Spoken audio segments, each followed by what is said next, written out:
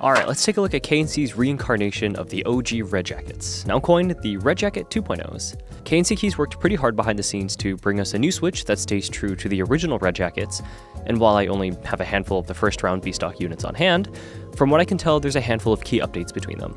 The 2.0 utilizes Texie's UC nylon housing material for their top and bottom, as opposed to Athleon's traditional nylon. The stems are changed from POM to HPE and also slightly extended. The double stage springs are now a few grams lighter at 60 gram bottom out, and the price has also been bumped from 60 to 65 cents a switch. Although there is no coffin style box this time, they do come in familiar packaging in sets of 35. And right off the bat, these are dumb smooth.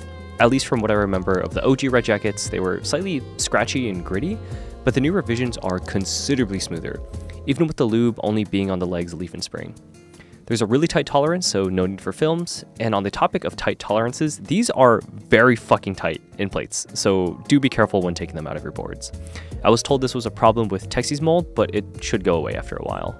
And on the note of lubing, given that many of the more recent switches in this price bracket I've tried are boasting a great factory lubing or hand lubing experience, I wouldn't even bother relubing the 2.0s, unless you really want like a marginal gain in smoothness and like a slightly deeper tone. I know the 2.0s are no longer quote-unquote hand-lubed from the factory, but don't let that sway you from how these switches perform. One thing I'm absolutely loving about the 2.0s is just the overall typing experience. The HPE stem is super smooth, it doesn't have that harsh long pull bottom out feeling, and the 60 gram spring, well granted it is my preferred spring rate of choice, really helps round out the switch with a crisp and snappy return. Out of my batch of 90, I only found maybe like 2 or 3 that had some noticeable leaf or spring ping.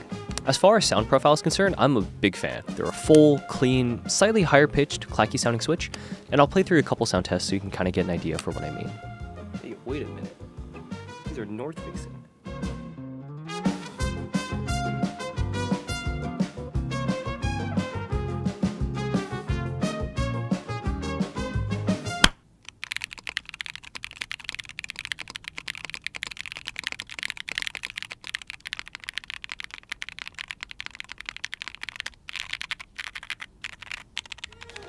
For being another contender in the 65 cent space, I would say that the Red Jackets are a solid choice.